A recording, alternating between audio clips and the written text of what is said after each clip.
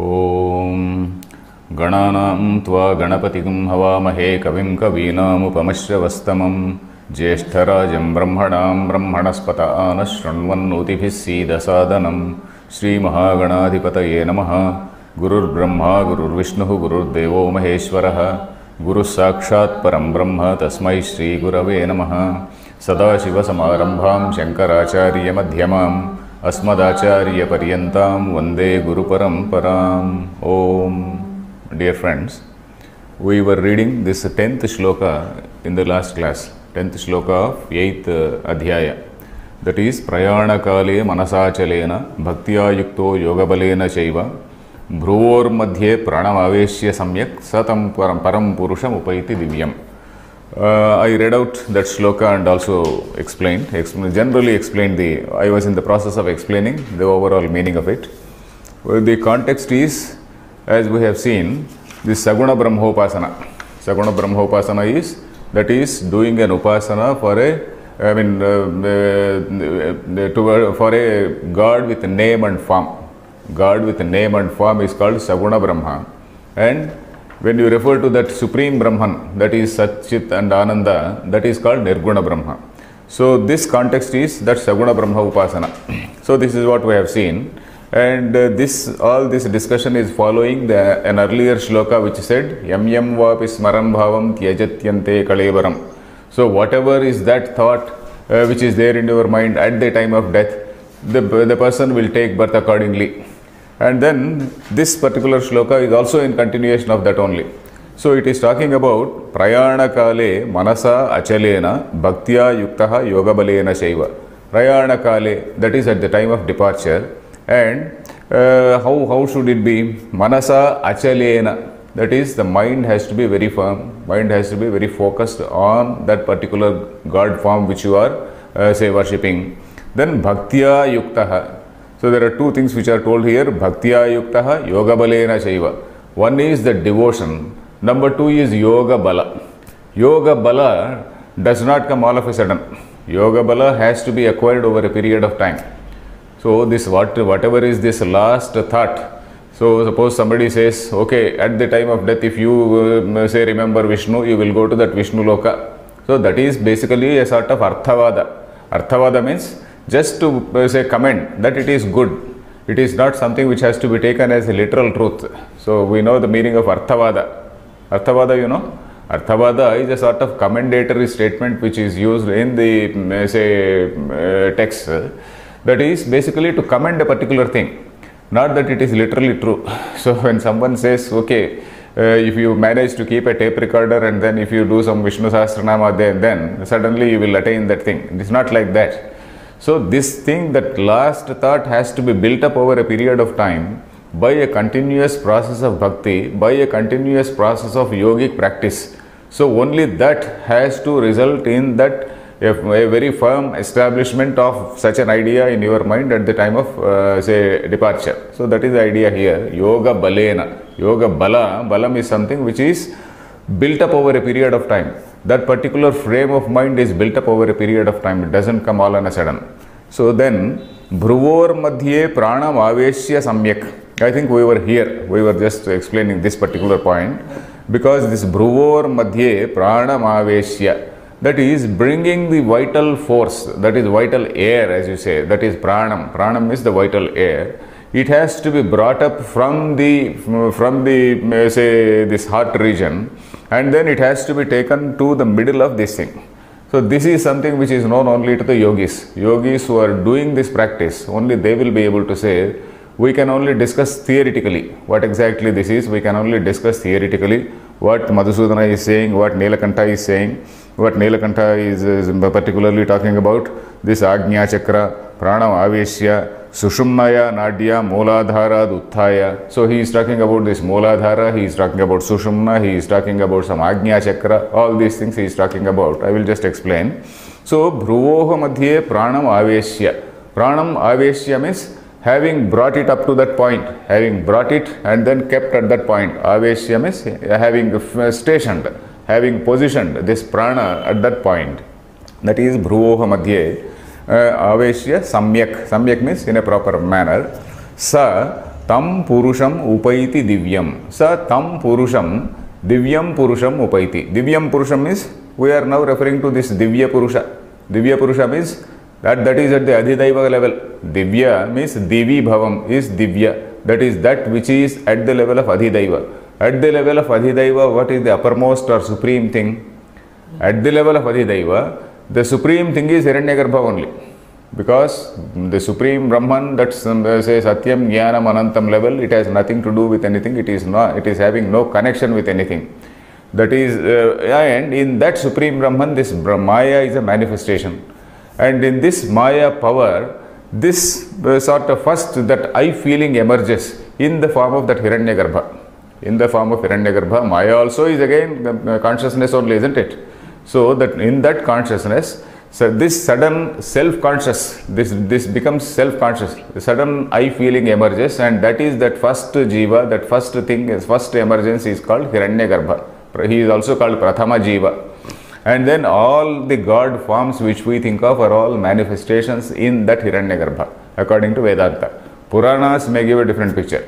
Puranas may give a different view. Say Shiva Purana may tell a different story, Vishnu Purana may tell a different story, then some other Purana can give a different picture. But Vedanta, according to Upanishads and as per the Brahma Sutra and as per the Gita Bhashyam, written by all these, not only Shankaracharya but in the same tradition by all other people, this is what is the thing. That is the first Jiva is Hiranyagarbha, and all the God forms are manifestations in that Hiranyagarbha. That also I am going to read that Nilakanta's line regarding that. So Bhruvoha Madhye Pranamavesha is something which we have to tentatively take for granted, because I can't bring my vital air to this point because I have not practiced yoga. We have only and in fact I have personally not seen anybody who has practiced this. I have only seen some people who do meditation, and then who do dhyanam of different types. But then this sort of combination of this Hatha Yoga and also the Vedanta, this is something which our own ancestors used to do. Our own forefathers, they used to do that. And if you go back in your family, maybe your grandfather or his grandfather, he must have definitely experimented with all these things. And there are several people who had achieved a lot of progress, and then who had control on their death, and then who knew at what time they were going to die, and then called all their relatives and then announced, and then they departed. So that sort of say achievement these people had. There is no doubt about it. So we should not doubt it, but tentatively you and I have not experienced. So that is what we have to remember here. So let us, is the sloka clear? Satam param purusham upaiti divyam. Divyam purusham upaiti. So the point is, this is talking about Hiranyagarbha level. You may ask, how do you know that it is Hiranyagarbha level? So the basic indications are, that is bhakti, yoga balena. If it is a question of bhakti, then what is the context there? Bhakti means Saguna Brahma only. Bhakti, the very word bhakti means division. Bhakti, bhajana, bhaj, vibhajana, vibhakta. So the same root, and bhakti involves a sense of duality. Then yoga balena. Bhakti and yoga, these two things, they are not direct say upakarakas for moksha. Sakshad upakaraka and arad upakaraka, we have heard about two words. That is, jnanam directly leads to liberation. Bhakti and yoga, they are contributing to chitta shuddhi, and then they are creating a favorable situation for this gentleman, for the sadhaka, to do Brahma Jignasa and then go towards liberation. So this is what we have to remember. So here, because of the reference to bhakti and also yoga bala, the context is that this is talking about a Saguna Brahma and not about the Nirguna Brahma. So then let us see this. Let us see the Bhashyam. Kincha Prayanakale Maranakale Manasa Achalena Prachalana Varjitena Bhaktya Yuktaha Bhajanam Bhaktihi Taya Yuktaha Yoga Balena Chaiva Yogasya Balam Yoga Balam Tena Samadhija Samskara Prachaya Janita Chitta Sthairya Lakshanam समाधिज संस्कार प्रचय जनित चित्तस्थैर्य लक्षणं योग बलम तेन च युक्तः इत्यर्थः. Okay, this prayana kale is a very clear thing. Prayana is at the time of departure, and at the time of departure you carry, wherever you go on a tour, you carry your bag and baggage, and then in your baggage you keep your cell phone, money and all those things. So somewhat like that, prayana kale, at this time of prayana, what are you supposed to take? You are supposed to be well equipped with bhakti. You are supposed to have that strength of yoga which is built up over a period of time. It cannot be a sudden phenomena. You can't keep a tape recorder and then you can't say demand it. So that is it. Then manasa achalena prachalana varjitena manasa yuktah. That is one who is equipped with a mind which is undisturbed, which has achieved that nischalatva, which has achieved that not only nirmalatva, that is purity, but also that stability. Stability and purity both are required for brahmagyana. That is, they are the preconditions. Then bhaktya yuktah bhajanam bhaktihi. Bhajana, one meaning given by one commentator is Atma Swarupa Anusandhanam. Atma Swarupa Anusandhanam is the comment given by one Bellamkonda Ramaraya Kavi, but Shankaracharya has not told about it. Shankaracharya and others, they have only talked about Saguna Bhakti. Then Bhajanam Bhaktihi Taya Yuktaha. So he is having that God form. He is meditating on the God form. Meditation on a God form means you are supposed to take up a mantra. You are having that particular idea of God in your mind, because every God has a particular mantra, or rather there is a mantra which is denoting a particular God, and that particular mantra is a sort of description of the God. So that particular nature, that particular tattva, that particular quality you are supposed to keep in mind. For example, today is Saraswati Puja. Saraswati Puja, if you have done today, then there is a Dhyana Shloka. That Dhyana Shloka gives the the essence of the Saraswati Tattva. Saraswati Tattva. Saras. What is the meaning of Saraha? Sarati. Sarati means mouse. Saraha. Saraswati. That which is a continuous flow of consciousness. That is what is Saraswati. Saraha. Saras is that which is flowing. Sarati. Samsarati. Samsaraha. All these root words we should always remember. Once you know the root word, then you can go to the meaning. Sarati, Samsarati, Samsaraha, Saraswati. That is a flow of consciousness. So that is what is Saraswati. So that is why we pray Saraswati Namastubhyam Varade Kamarupini. Kamarupini, it takes different shapes. The mind is something, this consciousness which is there getting reflected on the mind, it is taking so many forms, so many chitta vrittis. So that is Kama Rupini. So all these things you have to take a philosophical meaning.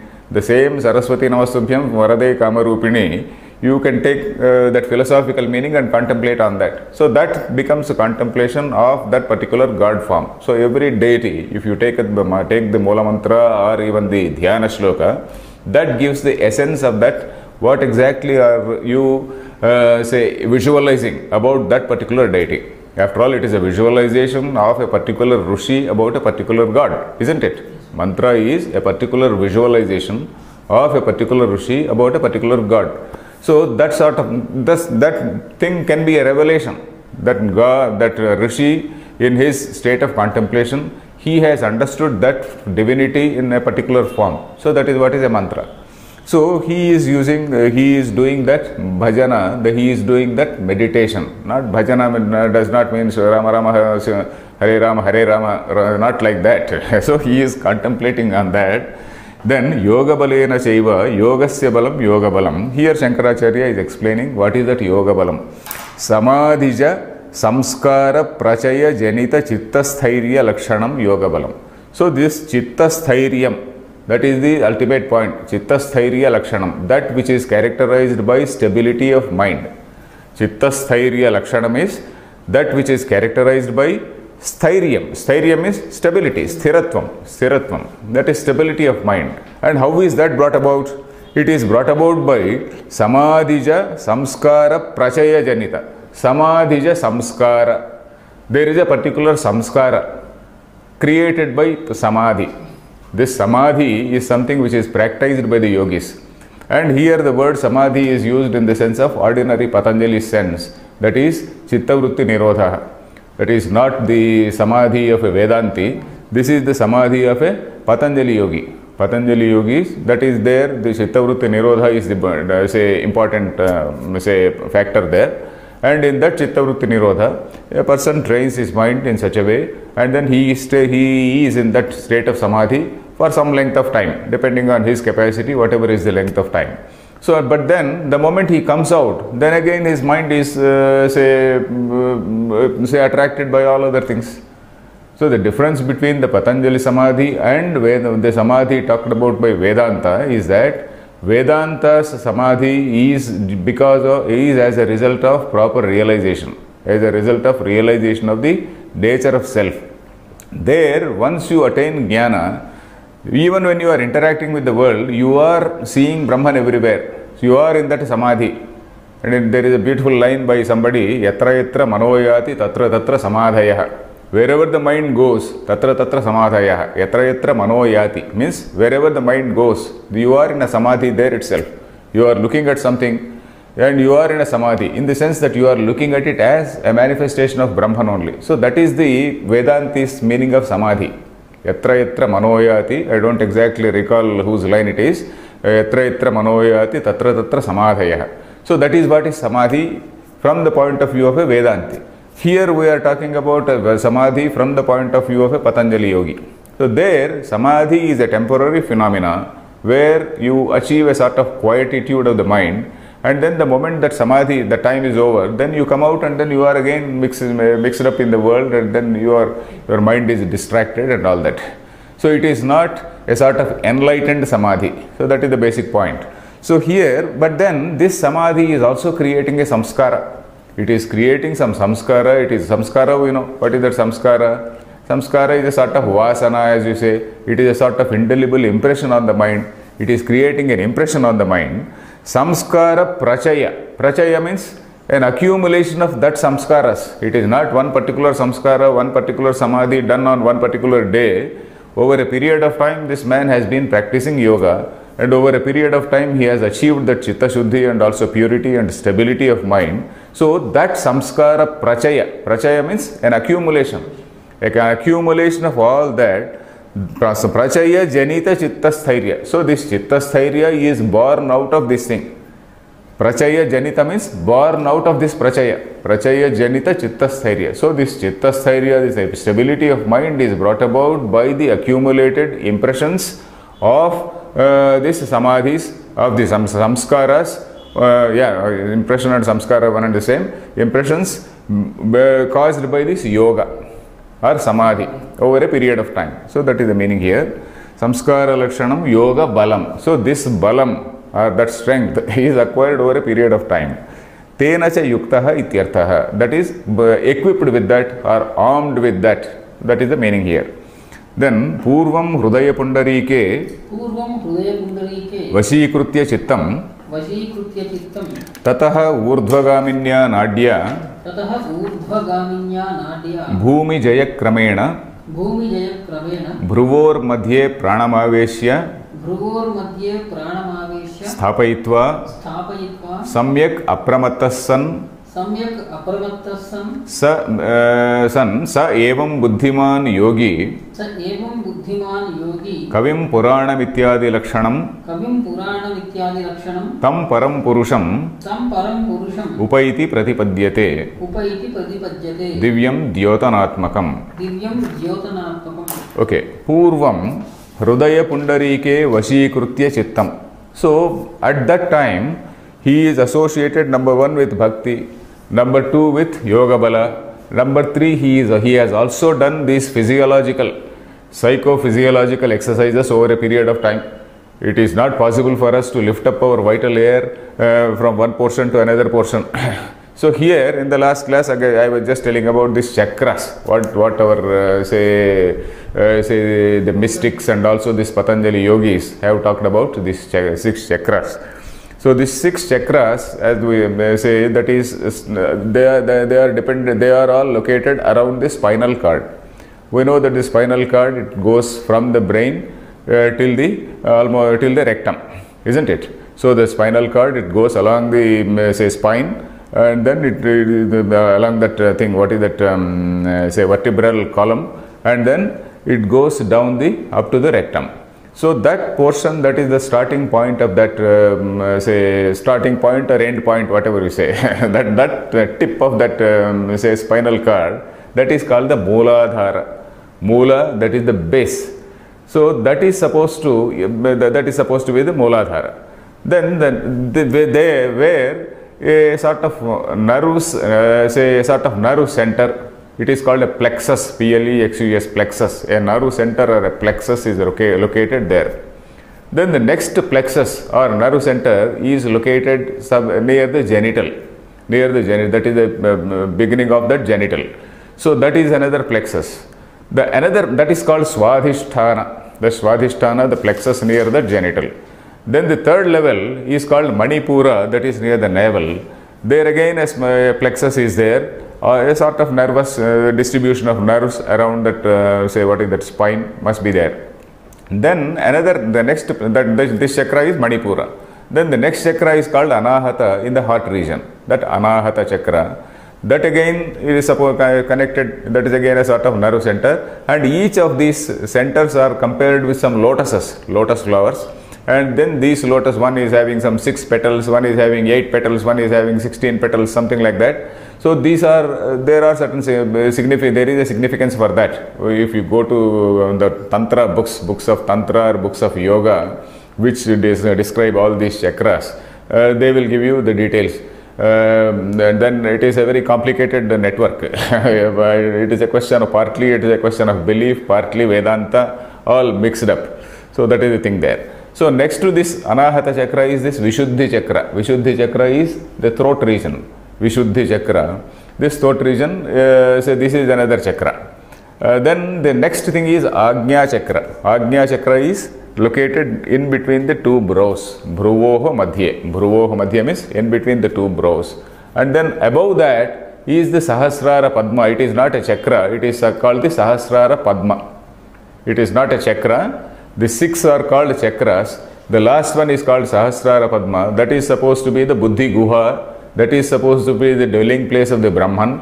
That is where this Angushtamatra Purusha lives. All these things are told about that Buddhi Guha, where this Angushtamatra Purusha lives, and where that Antahkarana is located, and where the Chidabhasa is say throwing its light on this Antahkarana, reflecting its light on this Antahkarana. All these things take place there.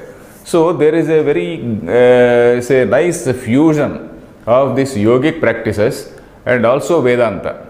So if you read some of the texts of yoga,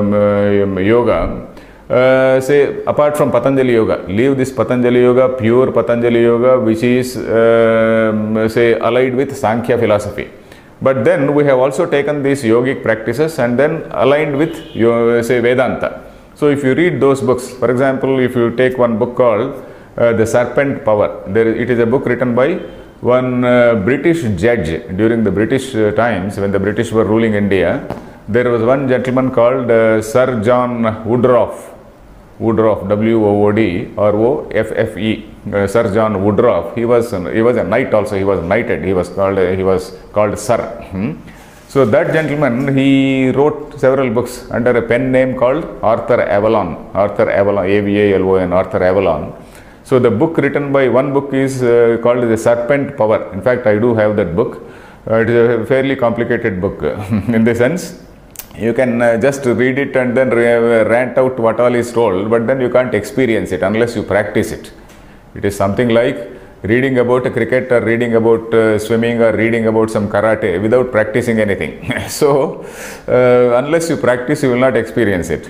So that book actually, that Serpent Power, is actually a small commentary on 2 books on yoga, Laya Yoga they are called, 2 books.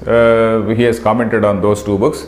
The introduction itself is about 250 pages. The commentary again is about 250 pages. So in those 250 pages of introduction, he gives a great, a detailed description of all these chakras and then how are they related, all these psychophysiological say features and exercises to be done and whatnot.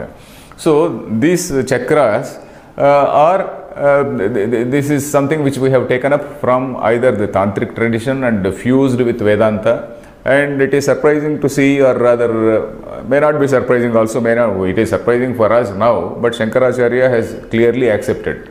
All these people, all our say philosophers, they also practice this this yoga. Shankaracharya or Anandagiri or Nilakantha, all these people, they have practiced this yoga. So that is why Shankaracharya is writing Urdhvagaminya Nadya Bhumi Jaya Kramena Bhruvor Madhye Pranamaveshya. Bhumi Jaya Kramena. Bhumi means not earth. Bhumi means a level. Bhumika. Bhumika means a level. The first level, second level, third level, fourth level, sixth level, etc., etc. So what is this talking about? It is talking about a thing called Kundalini. In the last class also I was just mentioning that name, Kundalini. Kundala actually means a coil. It's just a coil. You take that mosquito coil or something like that, that is a Kundala. Kundalini means something, that power which is in the shape of a Kundala.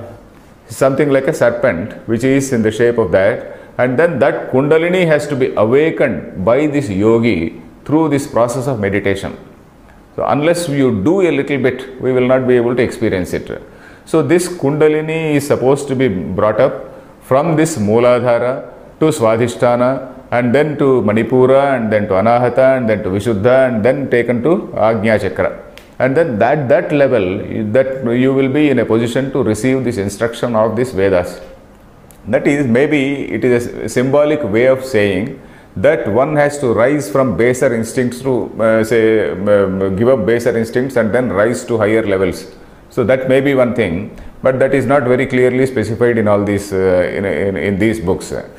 So here one more thing which we have to note is each chakra is associated with one particular element.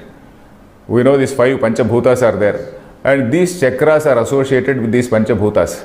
For example, this Mooladhara, starting with the grossest thing is earth, isn't it? So this Mooladhara is supposed to be the grossest thing. It is associated with earth. Then the next grossest thing is water, isn't it? So this Swadhisthana, or the region of this genital, is associated with water. Maybe something to do with say our what we call the say urinary system, we do not know. Say that is associated with water, this Swadhisthana. Then Manipura is associated with fire.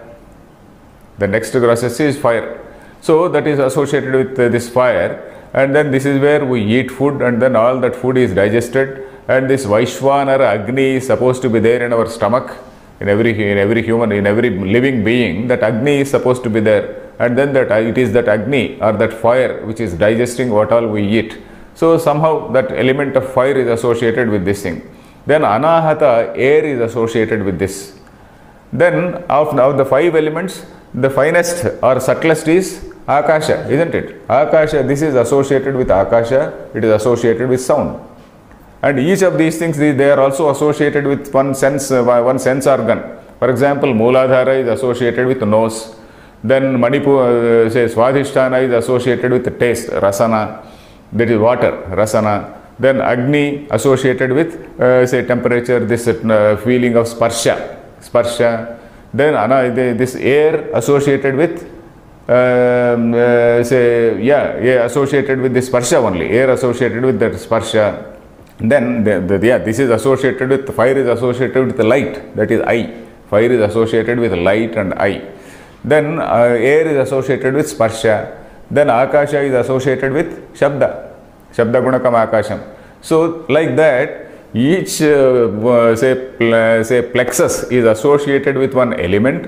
It is also associated with one sense organ. So it is like that. So the same sense organ which is derived from the tanmatra of a particular element. So that is what we have to see.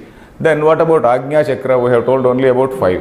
Agnya Chakra is remaining. Agnya Chakra refers to all our sensory organs and also the mind. Agnya Chakra represents the mind, because above all these things is the mind, isn't it? Above all these 5 senses, is the mind. So it is the mind which is superior to all these things, and it is at that level that all these Vedic, all these instructions we have to take. So anyway, that Agnya Chakra is the place which is the fittest place for receiving instruction. So that is how this prana is supposed to be taken up and up, and then it has to be concentrated here. So that is what it means. So unless you really see somebody who has done these practices, and then unless you really see them do, we will have to only discuss theoretically. Then Purvam Hrudaya Pundarike Vashīkrutya Chittam. That is, he has to first of all control his mind. He has to control his mind and Hrudaya Pundarike, in the heart, in the heart lotus. In the heart lotus, he has to Vashīkrutya. He has to control his mind. And then Tataha, thereafter, Urdhvagaminya Nadya. There is a Urdhvagami Nadi. Urdhvagami means one which is going up. Urdhvagaminya Nadya. One vessel or one nerve which is going up. That is along with the Sushumna. I didn't tell about Sushumna. Sushumna is that, say, one particular Nadi going along with that spinal cord. So along with that, there are supposed to be three long longitudinal, say, vessels. One is called Ida, one is called Pingala, and another called Sushumna. So then again, say complicated things, we need not go into details. So this Sushumna is the Nadi which one has, the yogi has to practice, and then through that Nadi he has to take this prana up to the cerebral region. So Urdhvagaminya Nadya, Bhumi Jaya Kramena, we are here, Bhumi Jaya. Bhumi Jaya means crossing over from one level to another level. Bhumika Jaya, going from first floor to second floor to third floor, so something like that, going up these chakras. So this is what is, say, Shankaracharya is writing, and also of course Anandagiri is writing, and then Nilakantha also is writing. He says, Agnya Chakre Pranamavesya Sushumnaya Nadya Mooladharad Uthapana Purvakam Samyak Niveshya. So this is what he says. And then Nilakantha also writes, once you bring up the air like that, the mind becomes dull. Mind totally becomes dull, and that way the yogis were actually leaving the body. The yogis used to leave the body in this process. So that is what he writes. So Urdhvagaminya Nadya Vashīkrutya Bhruvor Madhye Pranam Aveshya. Aveshya means Sthapaitva, having retained there or having kept there. Samyak Apramattaha San. Samyak means Apramattah San, in a very, very attentive way. He has to be very attentive. Evam Buddhiman Yogi. Then what will happen to him? Kavim Puranam Ityadi Lashanam Tam Param Purusham Upaiti Pratipadyate. So he will attain that Parama Purusha, who is described in that earlier sloka, Kavim Puranam Anushasitaram, that 9th sloka we read in the last class. So that Kavim Puranam Anushasitaram, he will attain Param Purusham, attain Pratipadyate. So what we have seen here is, so this Abhyasa is something which is important, and this sloka is talking about a bhakti or a duality mode, and it is also talking about rising from lower levels to the higher levels. That is a process of self-purification. We can take it in a metaphorical way. Then one more point which we have to see here is that it is a combination of this meditation and also the physiological practices. So this is another thing which we see. Then Nilakantha writes one more point here, that these lokas, what we talk about, he is going, that he is reaching that particular padam, isn't it, that particular lokam. What are these lokas? Then he says, there is a distinction between what Pauranikas describe as lokas. Pauranika means those who write Puranas, Vishnu Purana, Agni Purana, Linga Purana, and all these Puranas. And what Vedanta says. What Vedanta talks about is only that Hiranyagarbha loka, and what all lokas which you talk about in the Puranas or which you come across in the Puranas, they become part and parcel of this Hiranyagarbha loka only. So that is what he says. I will read out that line. Nahi Pauranikanam iva Vaidikanam mate Brahma Vishnu Rudralokanam uparyupari kalpana asti. So there is no, in the Puranas, they do all types of kalpana. If you belong to this Shaiva tradition, you will say that Shiva Loka is the highest, Vishnu Loka is at the bottom, then somewhere else is some other Loka, somewhere else is some other Loka, and Shiva Loka is on the top. If you belong to the Vaishnava Sampradaya, they will say Vishnu Loka is on the topmost, Shiva is at the bottom. So that is why Vedanta says we don't have that sort of hierarchy. We don't have that hierarchy. You visualize any type of God, and all those types of gods are your own visualization of a particular, the consciousness in a particular form. The same Brahma Chaitanya is there in a particular form. You are visualizing for a particular purpose, isn't it? So that is why all these Brahma, Vishnu, Rudra Lokanam Upari Kalpana Nasti. It is not that such a Kalpana is not there. Then Kim Tarhi, what then? Sarve Hiranyagarbhalokakhye Satyaloke eva antarbhavanti. So all these things, they become part and parcel of that Hiranyagarbha only. Hiranyagarbha is that level of consciousness in which what all lokas you visualize, they all form part and parcel of it. So that is what is the Advaita doctrine. Advaita philosophy says, whatever God form you visualize, whatever God form means, the God may or may not have form. For example, the Western religions, if you talk about, they don't have God in a form. But then their God has a function. Their God has a function. That is why he is a Saguna Brahma. So all these Saguna Brahma forms, they come under, they fall under the circle of Hiranyagarbha. That's all. And beyond that is Supreme Brahman. So that is our Vedanta. That is what Vedanta says. So then let us see, Yoga, there is a small avatarika for the next shloka. Yoga marganugamanenaiva Brahma vidyam antarenapi Brahma apyate ityevam prapte idam uchyate. So seeing this earlier shloka, earlier means this shloka which we read just now, somebody may come to a false conclusion that the mere yoga marga is good enough to take you to that loka without any Brahma Vichara. Without any Brahma Vichara also, they say somebody can just perform yoga and then go to that loka.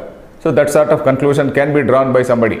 That is the meaning here. Yoga marganugamanenaiva Brahma vidyam antarenapi. Brahma vidyam antarena means even without this Brahma vidya, by simply following this yoga marga anugamanena, that is by following yoga marga, Brahma vidyam antarena ivapi, even without this Brahma vidya, then Brahma apyate ityevam praptye, Brahma apyate, that is this Brahma can be attained.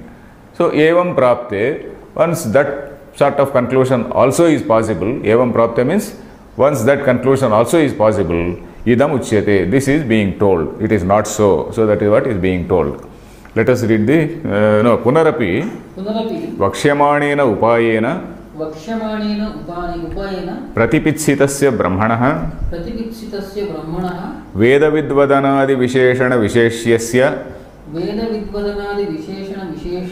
Abhidhanam Karoti Bhagavan Yadaksharamiti. So Punarapi, again, Vaksyamanena upayena Pratipitshitasya Brahmanah.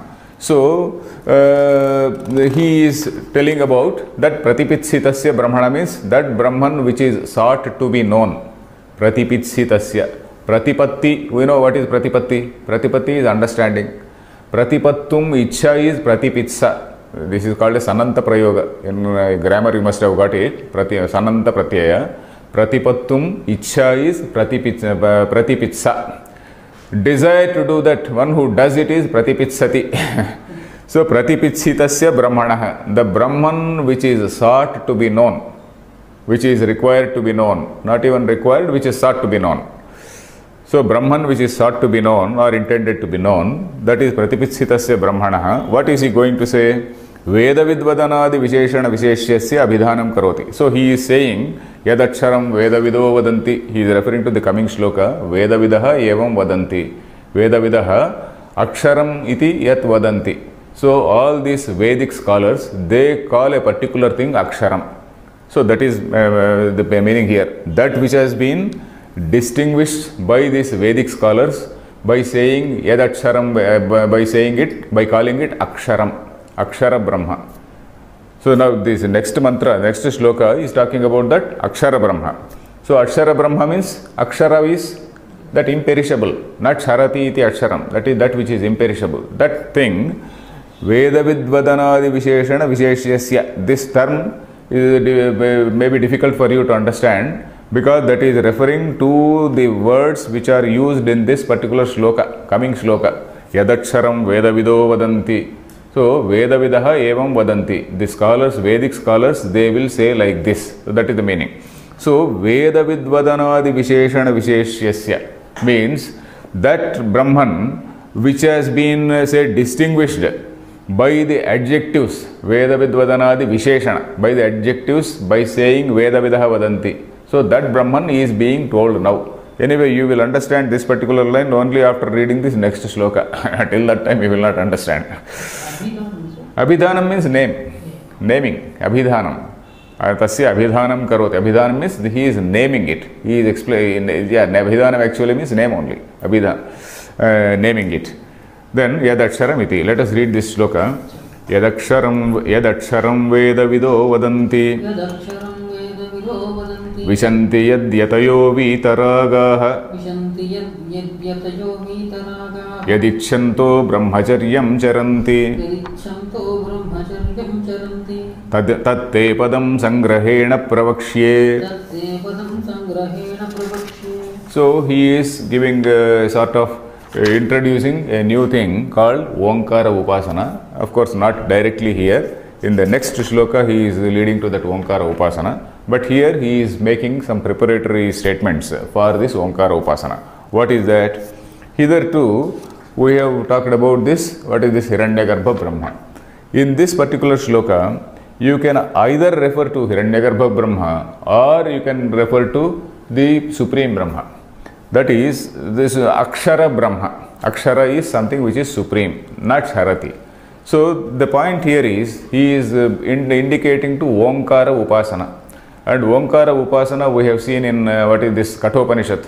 Kathopanishad, when we have seen that Omkara Etadeva Alambanam Shreshtam, Etadeva Alambanam Param. So this is the supreme Alambana. This is the greatest Alambana. Alambana is that is the support, holding on to which you climb up. So that is what was told in say Kathopanishad. So that particular thing, this is that the Omkara is something which indicates both Parabrahma and also Aparabrahma.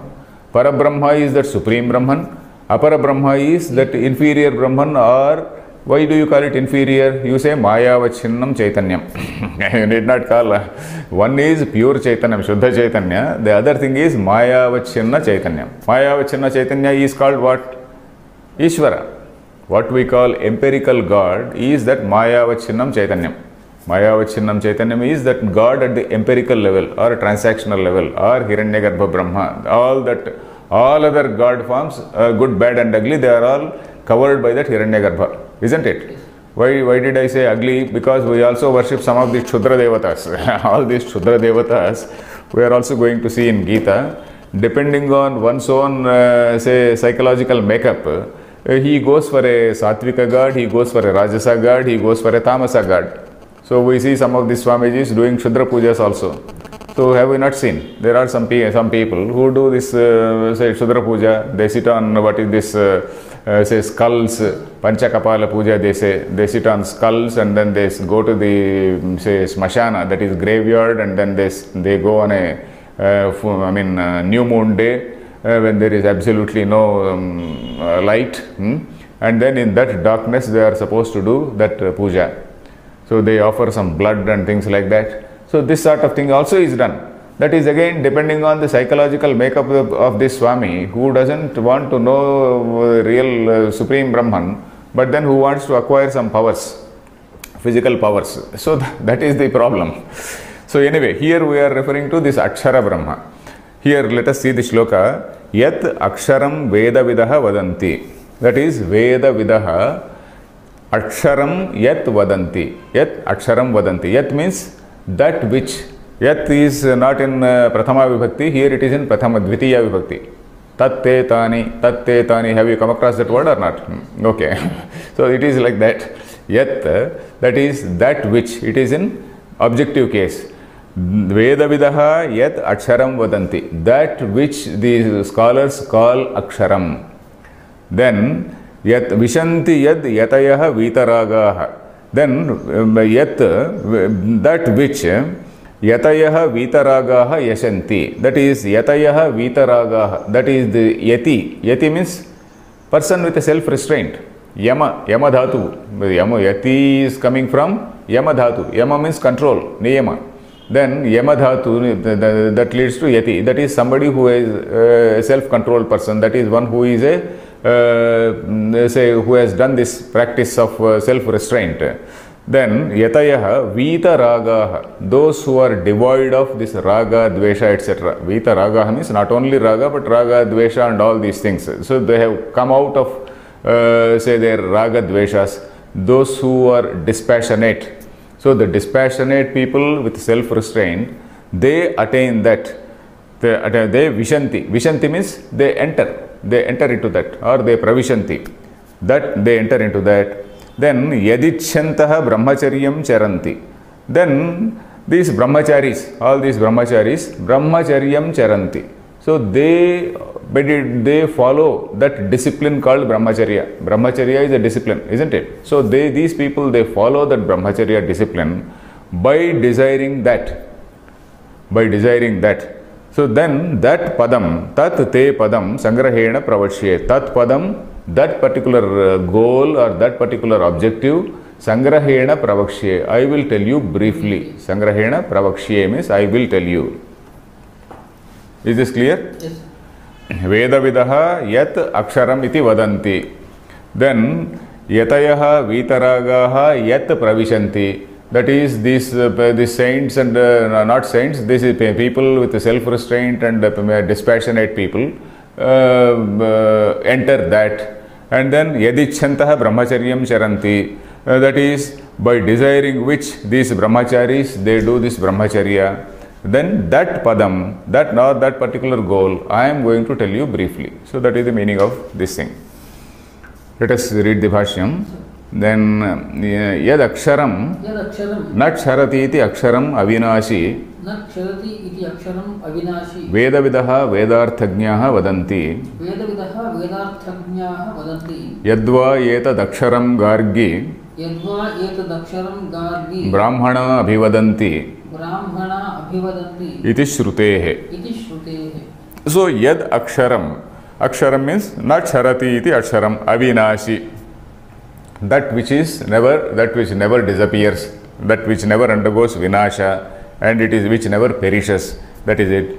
Then Veda vidaha, Vedarthagnaha vadanti. Veda vidaha means one who knows the meaning of this Veda. Veda, not the Veda Pandits who just recite like a living tape recorder, but then Vedarthagnaha. So they vadanti. What do they say? Yadva etad aksharam gargi brahmana abhivadanti. This is a line from Brihadaranyaka Upanishad. This is a Brahmanam called Akshara Brahmanam. This is from the third Adhyaya of Brihadaranyaka Upanishad. The name of the Brahmana is called Akshara Brahmanam. Akshara Brahmanam, this scene is like this. This Yajnavalkya goes to the court of Janaka. And then in that court of Janaka, Janaka is a king who is himself a scholar and a very wise man who is a Jnani. And then he is a man who is promoting all these scholars. And then he announces a prize. He keeps, say, 1,000 cows in a particular place, and then to the horns, he puts some gold caps. In those days, even if you go to a village, even now, all our farmers, what they do is the cow or bulls which are used for this agriculture.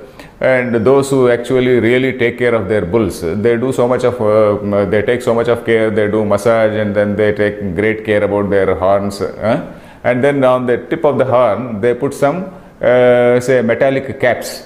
So like that, he keeps some gold caps to those things. And then some, gold, what is this,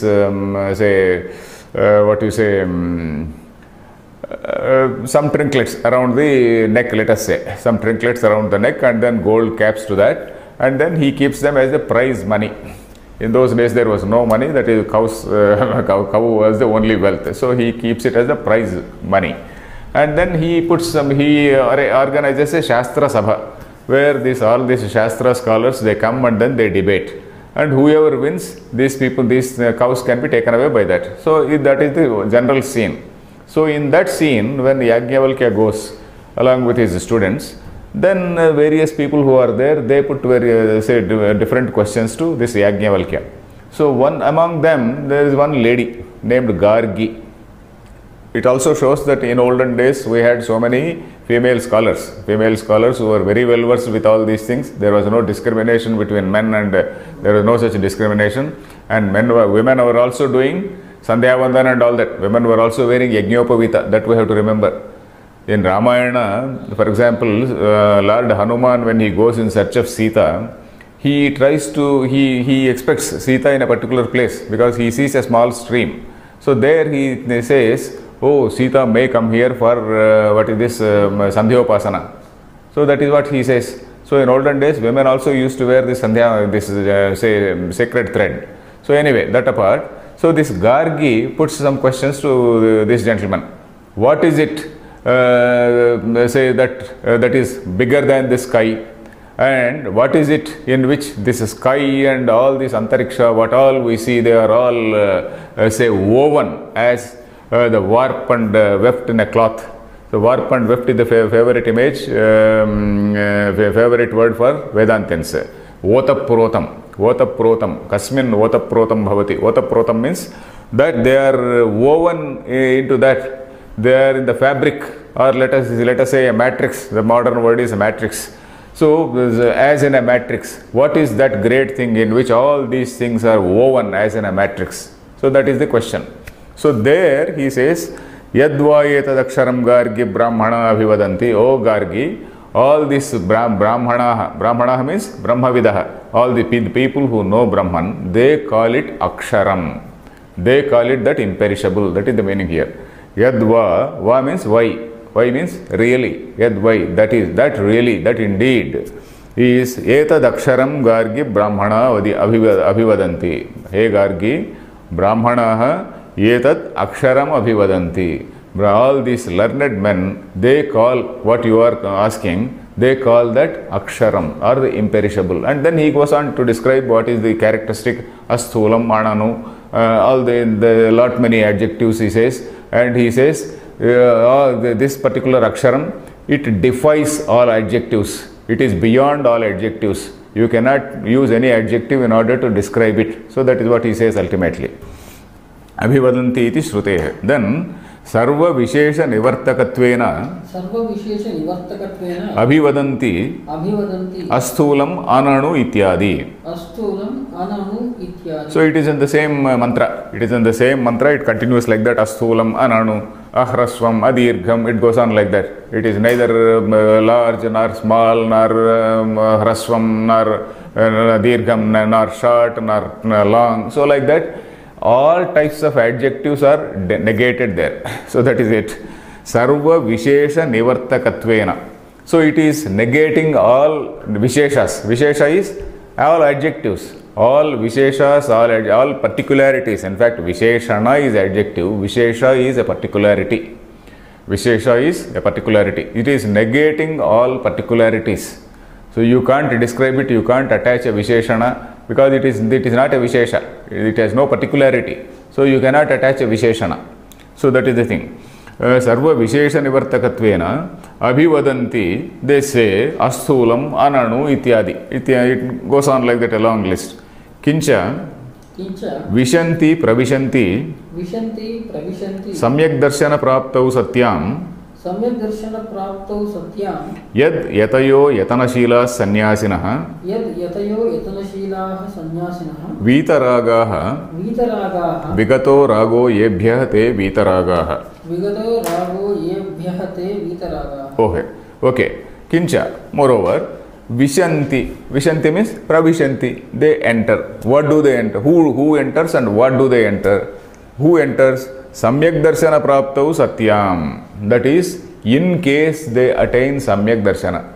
In case of attaining Samyak Darshana, okay, this what we are talking about is Omkara, isn't it? Omkara is leading to Parabrahma and also leading to Aparabrahma. Do we have time to discuss Omkara? 6 minutes. Only 6 minutes. Okay, Omkara we will discuss in the next class because it may take at least some 15-20 minutes. So Omkara, because the mantra also, the shloka also is directly referring in the next shloka. So in the next class we will do that. But right now I'll briefly explain. Briefly say, Kincha Vishanti Pravishanti Samyak Darshana Praptau Satyam. In case that Samyak Darshana is attained. Then in case Samyak Darshana is attained, they enter. They means who? Vitaragaha, Yatayaha Vitaragaha. These say people, people who are Yatayaha, people who have achieved that self-restraint and who are dispassionate, Vitaragaha, the people who are dispassionate, Sannyasinaha, Yatayaha, Yatanasilaha, Sannyasinaha, Vitaragaha, Vigataha, Ragaha, Yebhyaha, Te Vitaragaha. Explaining that samasa. That is, those from whom this raga, dvesha, etc. have departed. Vitaha, vigataha, they have departed, they have left them. Then, yacha, aksharam icchantaha, jnatum iti vakya sheshaha. Yacha aksharam icchantaha. Yadicchanto brahmacharyam charanti. We are now coming to the third line. Yadicchantaha brahmacharyam charanti. Yadicchantaha means yat gnatum icchanti. Yadichanti means yat gnatum icchanti. That is, they want to know that. They want to know that. Yacha aksharam icchantaha gnatum iti vakya sheshaha. Gnatum vakya sheshaha means that which we have to understand from this vakya. From this vakya you have to understand that they gnatum icchanti. This sentence says yadichanti, but we have to understand that they gnatum icchanti. Gnatum icchanti, they want to know, they want to understand. And in order to understand, what do they do? Brahmacharyam gurau charanti iti. Brahmacharyam gurau charanti iti. Okay, they do or they follow this code of conduct, they follow this discipline called brahmacharya. Then tat te padam yad aksharakyam padam padaniyam te tubhyam sangrahena sangraha samkshepaha tena samkshepena pravakshye kathayishyami. Okay, so he says this these people, they do brahmacharyam in order to understand it. Then that padam, tat te padam, that particular padam. What is the meaning of padam? Padam is that padam padaniyam sthanam. That is yad aksharakyam padam. That which is called aksharakhya. Akhya means name. It is called aksharakyam padam. That which is called aksharam. That particular goal, that particular target, that particular objective. Padaniyam means that which has to be attained. Padaniyam. Padam is sthanam. Padaniyam means that which has to be attained, that which is a highly recommended thing. Padaniyam. So that is it. Padaniyam sthanam te tubhyam sangrahena sangraha samkshepaha. Sangraha means very briefly. Samkshepena aham pravakshye aham kathayishyami. So he is talking about that, I am going to tell you about that Akshara Brahma, he is going to say, he is saying. So here in this particular shloka, this is talking about this Akshara Brahma, as I said. Then this Aksharam can mean two things. Aksharam is that Omkara is a Shabda, and Omkara, if you take the meaning of that Omkara, which I am going to explain in the next class, if you take that meaning of that Omkara, it will lead you to realization, that is Samyak Darshana. Where Shankaracharya is saying Samyak Darshana Praptav Satyam, in case you attain this real knowledge. So this Omkara is able to give you either Nirguna target or Saguna target, depending on your level of appreciation. If your level of appreciation is high, and if you are able to do meditation on Omkara as told in the Upanishads, for example, this Mandukya Upanishad dwells on this Omkara Dhyanam. Then Prashnopanishad again, Prashnopanishad quotation we are going to see. So this Prashnopanishad dwells on Omkara Dhyanam. So likewise Brihadaranyaka Upanishad, Kathopanishad we have already seen. So there are so many, in almost all Upanishads this Omkara Dhyanam is told. And some elaborately also they describe, particularly Mandukya Upanishad. So those who follow that tradition, they do realize the self. That is Omkara, with all the meaning which is given in that, if you follow that.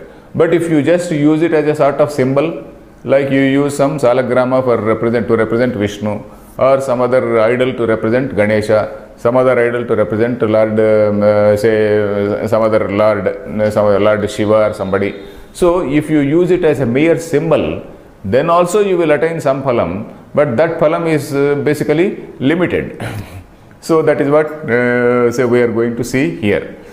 Then next avatarika, let us read. Is the time there or not? 15 seconds. 15 seconds. Then I think we will read in the next class only. Okay. Om Purnamadah Purnamidam Purnat Purnamudachyate Purnasya Purnamadaya Purnameva Avashishyate. Om Shanti Shanti Shanti.